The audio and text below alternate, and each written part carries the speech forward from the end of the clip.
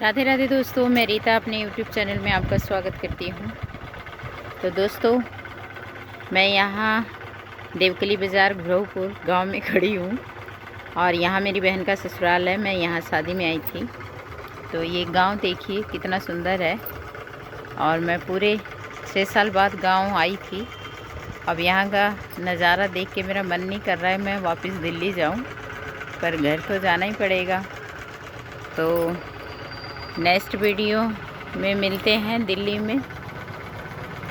और सच कहूँ तो यहाँ से जाने का मन नहीं कर रहा, क्योंकि यहाँ की ताज़ी ताज़ी हवा और ताज़ी ताज़ी साग और यहाँ के जो भी चीज़ है सब ताज़ी मिलती है, इसलिए गांव बहुत ही प्यारा लगता है।